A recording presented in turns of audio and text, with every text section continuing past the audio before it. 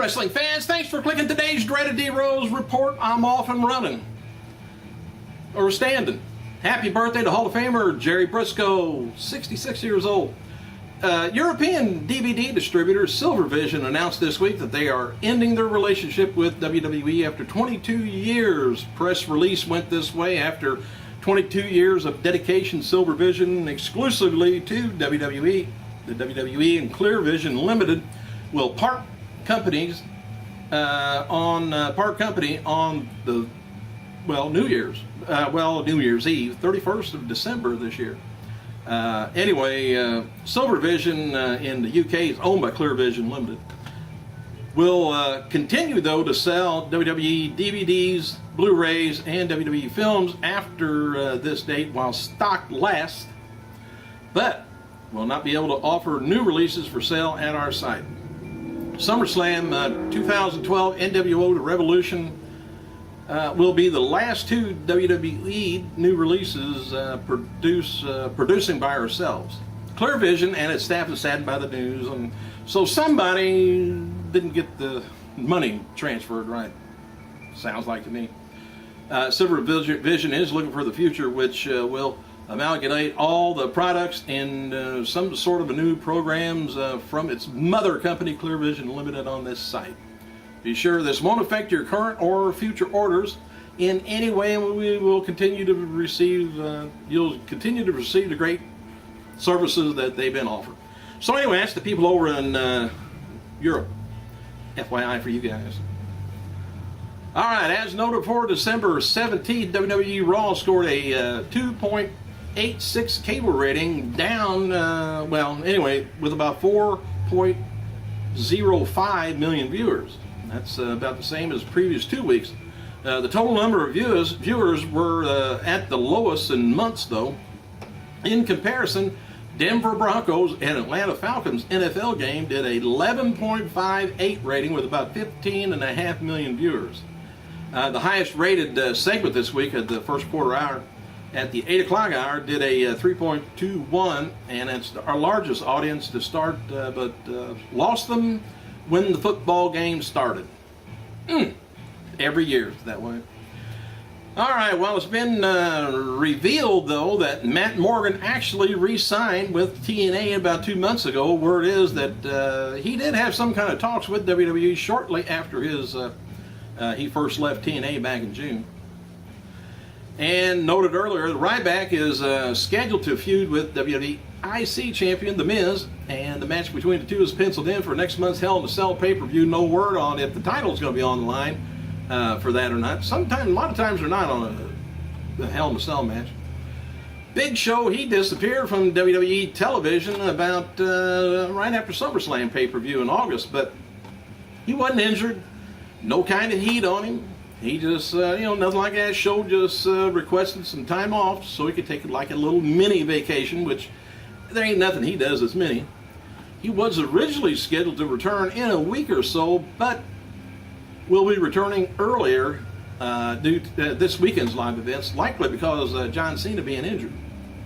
And John Cena reportedly dealing with several injuries besides the elbow that was operated on and the busted ankle from Night of Champions. Regarding the elbow injury, though, it was operated on yesterday, and it was not because of something that happened at the pay-per-view either.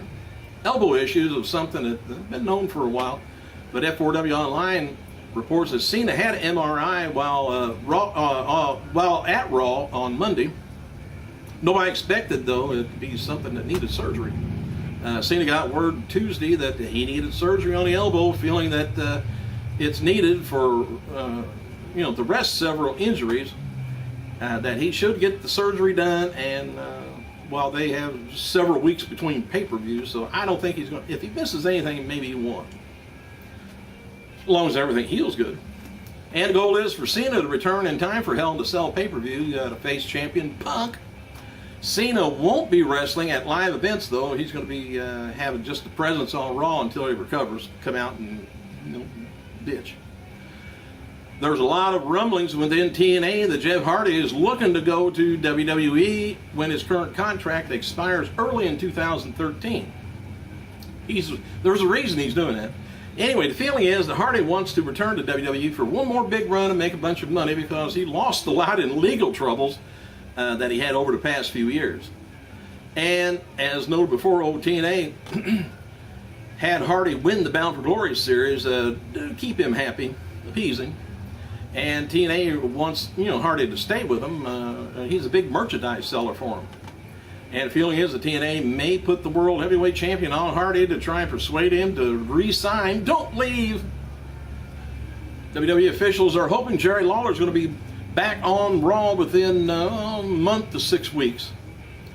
At that time, though, they want him to do what he needs to do to get healthy, and that's the most important thing right now.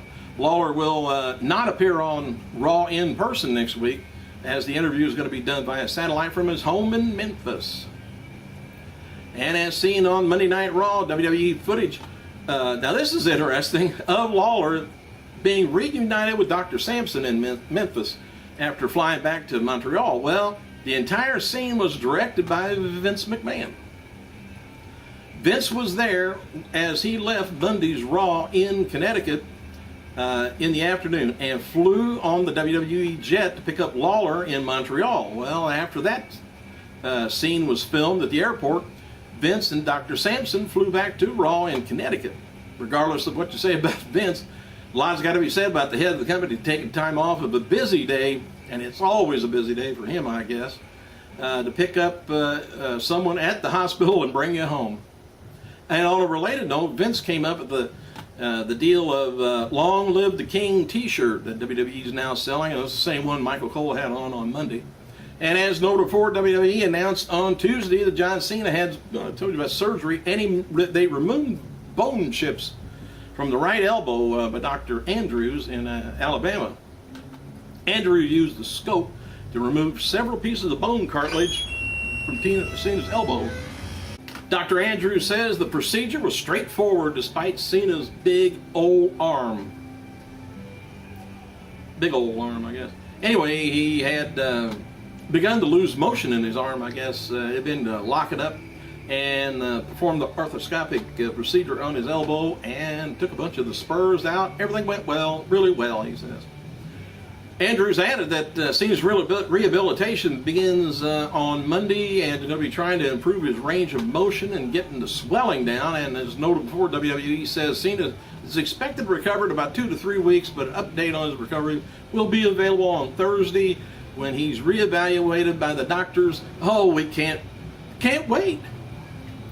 Earlier posted was post-surgery comments that Cena said, telling the fans just calm down. I'll be all right.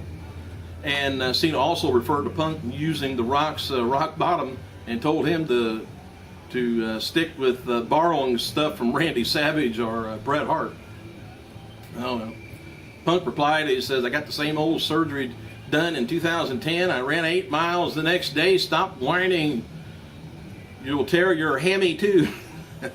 Anyway, John Cena versus Punk versus, an Anything Goes match, and Santino Marella versus Antonio is being advertised for the main event and the upcoming tour of Europe. Other stars is going to be on there, same usual bunch. And advertised main event for SmackDown tour is going to be Sheamus, Del Rio, and Show fighting each other. Ziggler and Orton in fans' choice matches, and other advertised matches is the same bunch. Jerry the King Lawler is spotlighted on WWE's website today. USA Today has an article up and a photo of Lawler this week. And for those wondering, don't tell nobody, but Caitlin's really not injured. Shh.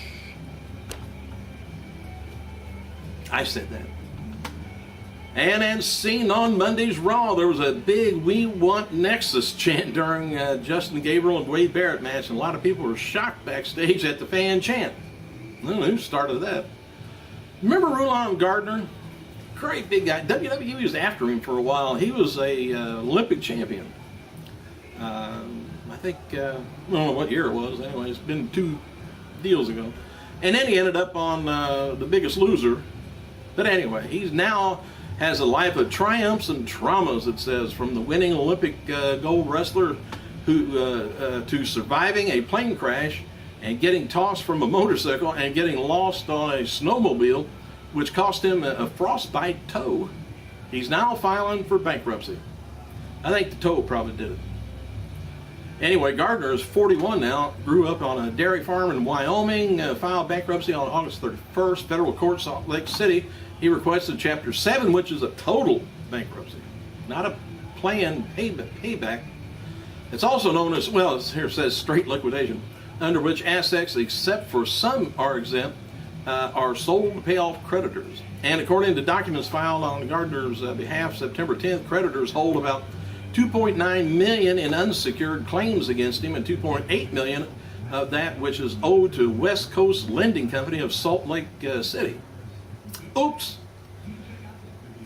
But anyway, the traditional championship wrestling is excited to announce that wrestling legend Scott Steiner is coming to TCW. Plan to see him in person, it says. Next event, October 20th at the Center at Bishop Park at Bryant, Arkansas. And Edge did an interview with TVAddict.com, plugging his sci-fi show, Haven, and Edge talks about cutting his hair. He said, I was tired of having long hair. Just chopped it off before I got inducted to the Hall of Fame in April. The day before, I got thoughts, well, why not come on stage with a new haircut? So I did. It don't take much to do that. I could probably do it if I want, but hey. And then he says, I thought if Dwight, an ex-Army Ranger, at some point he'd had short hair, so it's not that far a stretch that he would have short hair again. And in the context of timeline waste, you can get your haircut any day, look different. I don't know. I just wanted to do it. Whew. Oh, we finally got that out of the way. Why Edge did that. Thanks, you guys. I gotta go.